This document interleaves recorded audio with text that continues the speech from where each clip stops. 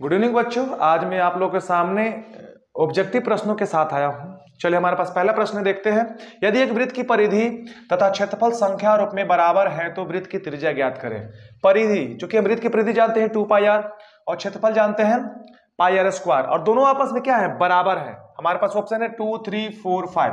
चलिए इसको सबसे पहले सोल्यूशन करते हैं। प्रश्न से लिखते हैं, प्रश्न से वृत्त की परिधि बराबर, वृत्त की परिधि बराबर वृत्त का क्या, वृत्त का क्षेत्रफल यानी 2πr बराबर πr²। पाई से पाई चला गया और एक आर से आर चला गया, इसलिए 2 बराबर r, इसलिए r बराबर 2। हमारा ऑप्शन प्रथम यानी A2 ओके। चलिए अब अगले प्रश्न की ओर चलते हैं। हमारे पास प्रश्न है x² - 4x + 4 बराबर 0 का विवेचक ज्ञात करें। विवेचक का मतलब होता है डिस्क्रिमिनांट, विविक्तर। हम चूंकि जानते हैं कि विविक्तर का फॉर्मूला होता है d बराबर b² - 4ac। सबसे पहले हम इसको बनाने के लिए हमारे पास ऑप्शन है 0, 1, 2, 3 ओके। सोल्यूशन करते हैं, देखते हैं कैसे बनता है।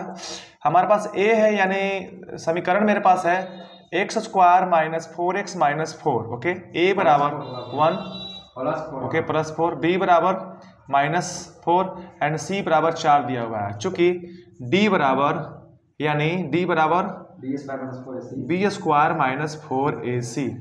विवेचक निकालना है।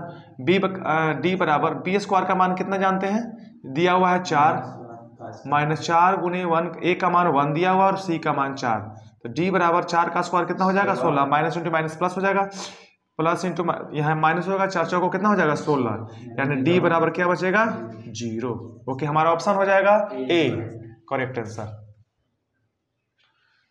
चलिए अब अगले प्रश्न की ओर चलते हैं। हमारे पास प्रश्न है द्विघात समीकरण -3x² + 4x + 5 बराबर 0 के मूलों का योगफल ज्ञात करें। हम चूंकि जानते हैं द्विघात बहुपद के शून्यों की संख्या कितना होता है 2, अल्फा और बीटा हम मान लेंगे ओके। और हमारे पास ऑप्शन है -4/3, 4/5, 4/3 और -5/3। चलिए इसको बना के देखते हैं कि कौन सा ऑप्शन मेरा सही है ओके। सबसे पहले हम द्विघात बहुपद को समीकरण लिख लेंगे। द्विघात समीकरण मेरे पास है -3x² + 4x + 5 बराबर 0।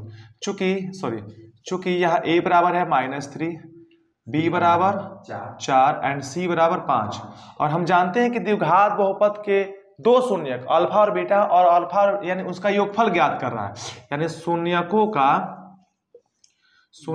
का योग, that means alpha plus beta बराबर -b/a होता है ओके। b का वैल्यू दिया हुआ है 4 ओके, लिख लिया -4, और a का दिया हुआ है -3, माइनस माइनस कट गया 4/3। बहुत ही आसान था। हमारा ऑप्शन नंबर कितना है C सही है ओके। स्टार्ट हो गया। चलिए अगले प्रश्न, हमारा अगला प्रश्न है एक पासे को एक बार फेंकने पर 5 आने की प्रायिकता क्या होगी। पासा डाइस जिसमें 6 अंक अंकित रहते हैं, 1 से लेकर 6 अंक तक। हम जानते हैं कि उसका कुल संभव परिणाम कितना होता है 6, और 5 कितना बार आता है एक बार। टोटल आउटकम्स कितना होता है 6 और 5 एक बार आता है। हमारे पास ऑप्शन है 1/3, 1/6, 1/8, 5/6, और हम प्रोबेबिलिटीज का अगर निकालने जाते हैं तो टोटल क्या बोलते हैं n ऑफ, चूंकि टोटल आउटकम्स 5 और घटना के अनुकूल परिणाम की संख्या 1 होता है, इसका अगर प्रायिकता निकालेंगे तो हमारा 1 कितना आएगा 6 आएगा, इसीलिए हमारा ऑप्शन कितना है B। चलिए अब अगले प्रश्न की ओर चलते हैं। हमारा प्रश्न है 3 के पावर 0 का मान ज्ञात करें। हम चूंकि जानते हैं कि किसी भी संख्या के पावर 0 होता है उसका मान 1 होता है, इसीलिए हमारा ऑप्शन नंबर B सही है ओके। अगला प्रश्न है 0.6 के ऊपर एक रिंग या रेखा लाइन को परिमेय संख्या के रूप में लिखे। अगर इसको हम डायरेक्ट बनाना चाहते हैं, अगर 1 के ऊपर एक रिंग है तो सीधे लिख देंगे हम 6/9। ये बनाने का डायरेक्ट है, आप डायरेक्ट बना सकते हैं इसको, आप काट सकते हैं 3 से 3 दूना 6 और 3 3 9, यानी हमारा पास कितना है आंसर 2/3। हमारा ऑप्शन है D 2/3 ओके।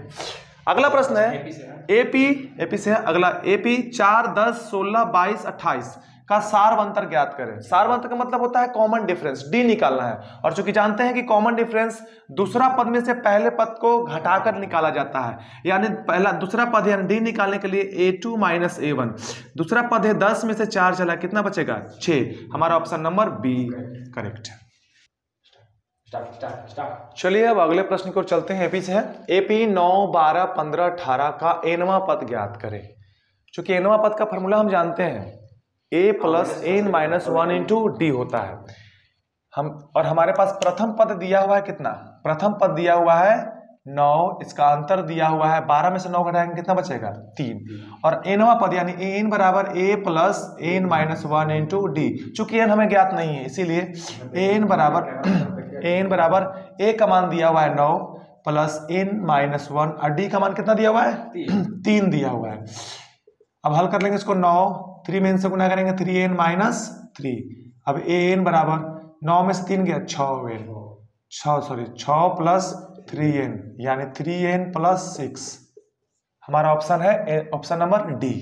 ओके, अगला प्रश्न है √10 गुने √15 किसके बराबर है। हमारे पास ऑप्शन है 5 √6, 6 √5, √30 और √25। सबसे पहले दोनों को क्या कर लेंगे, आपस में गुना कर लेंगे।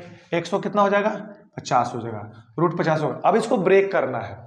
ब्रेक इस तरह से करेंगे ताकि इसका हम किसी का वर्गमूल आसानी से ज्ञात कर सकते हैं। सबसे पहले ऑप्शन कर देखेंगे कितना कर सकते हैं, 25 6 का 150। इसको लिख सकते हैं √25 गुने √6 यानी √25 गुने √6, और 25 का वर्गमूल कितना जानते हैं 5 यानी 5 √6। अगर इस फॉर्म में लिखना है ऐसे ऑप्शन नंबर ये, जैसे अगर इस तरह का ऑप्शन रहेगा तो ये भी सही है, अगर ब्रेक करके दिया रहेगा या नहीं तो इस फॉर्म में लिखा है तो हमारा ऑप्शन नंबर हो जाएगा ए 5 √6। अगला प्रश्न है 13 और 19 का माध्य ज्ञात करें। माध्य यानी एवरेज, एक तरह से एवरेज हो गया, मीन हो गया। और माध्य का फॉर्मूला जानते हैं कि sum of all number by total number, यानी जितनी संख्याएं दिया रहता है उसको जोड़ के हम 2 से भाग कर लेंगे। यानी ओके, इन दोनों को पहले जोड़ लेंगे और जोड़ने के बाद जितनी संख्या है उससे भाग दे देंगे। 13 और 19 को जोड़ लेंगे 2 और संख्याएं 2 है हमारे पास, जोड़ने के बाद आएगा 32, 32 में 2 से भाग दें कितना आ जाएगा 16, यानी हमारा ऑप्शन नंबर 20 सही है। आशा करता हूं कि समझ गए होंगे आप। ये बहुत ही आशा करता हूं कि समझ गए होंगे। ये ऑब्जेक्टिव प्रश्न है, बहुत ही आसान प्रश्न है, देखते ही आप इसको आसानी से ऑप्शन में टिक मार सकते हैं, बना सकते हैं। धन्यवाद।